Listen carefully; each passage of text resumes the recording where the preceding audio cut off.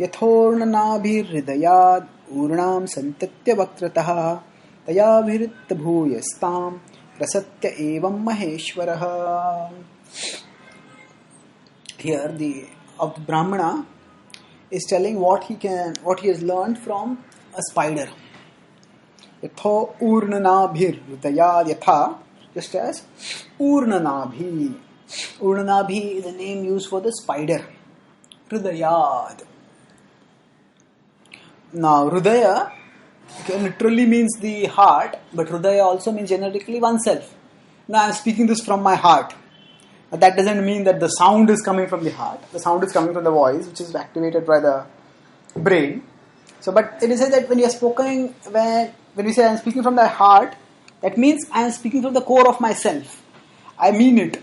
So, the heart is also used sometimes metaphorically to refer to the self. So, yathornanabhi hridayad. So, as from itself, the urnanabhi, the spider, urnam santatya akrataha.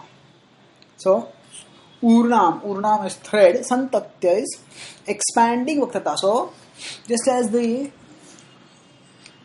spider manifests thread from itself, taya vihritya bhuyastam. So, then it expands and taya, that thread, vihritya vihar is to play or to enjoy, bhuyastam. Again that thread, grasatya evam maheshwaraha. Grasatya evam. So he swallows Maheshwaraha, the Supreme Lord. So it's telling that just as the spider manifests a net from its manifests a web from it, manifests thread which is made into a web, and then when it wants it. So similarly, the Lord manifests a web from Himself, and the Lord withdraws the web after His purpose is done. Vihritya. So now here the point is that every metaphor has a particular focus, and if you want to learn from that metaphor, we have to stress that focus. Otherwise, we can misunderstand and be misled.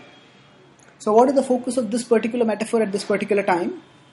Its focus is to illustrate how the creation comes from the Lord, but the Lord is distinct from the creation. Now, the web which a spider produces, the web is different from the spider. Now, eventually, the spider can make a web and then it can go away from it. It can be elsewhere and the web will still be there. So, the web is the expansion coming from the spider, and yet is different from the spider. So like that, this world is an energy, is an expansion coming from the Lord. Aham sarvasya prabhavo mattah sarvam pravartate. So,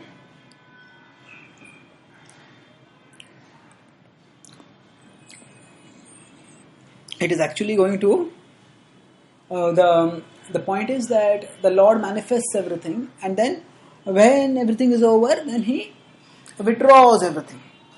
In fact, in the Upanishads also this definition is given. Ita pravrittir bhutanam yena sarvam yantad yasminscha pralayam yanti punareva yugakshaye. So, ita sarvani bhutani prabhavatyah yugagame yasminscha pralayam yanti punareva yugakshaye. So, it is said that this verse comes from the Mahabharata, where it is said that this is the absolute truth is the one from whom whole creation comes about. Yattah pravrittir bhutanam. So from him the Bhagavad Gita also says yattah pravrittir bhutanam yena sarvamidam tatam. From him the material existence manifests, pravritti manifests, and then he pervades all of existence. So now the point is that Krishna is the source of everything, and this world is His energy. So right now we may be sitting on a particular chair, and that chair is also the energy of Krishna. And in one sense, if we consider the energy and energetic phenomenon different, then we understand that Actually, even at this very moment, we are in contact with Krishna. We are living with Krishna. We are in touch with Krishna, and that's how we will be constantly. So the key for understanding our relationship with Krishna is to understand that we are always in contact with Him, and yet we are not in contact with Him. That means that although we are in contact with Krishna's immanent manifestation, immanence refers to Krishna's manifestation within nature, transcendence refers to Krishna's manifestation beyond nature. So, we are in touch right now with Krishna's immanent manifestation. And eventually, if we become conscious of Krishna more and more, then we will rise from being conscious of His immanent manifestations. So, if we become conscious of Krishna's immanent manifestations, then gradually we will become conscious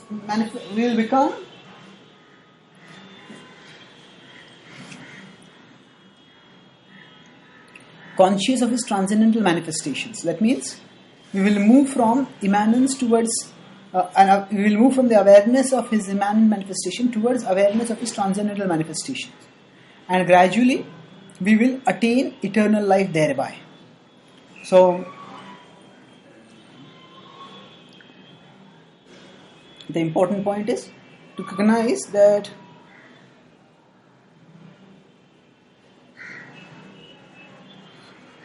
now the key thing is to recognize that we are all in the service of the Lord.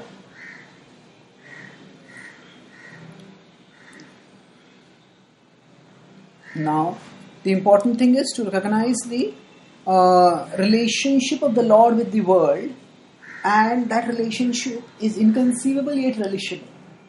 So, Krishna is eternal and transcendental, yet He is eternally available for the soul who wants to turn towards Him, and who wants to connect with Him, and who wants to relate with Him and relish eternal love with Him. So, what we need to do is to recognize our eternal relationship with Krishna and dwell on that relationship.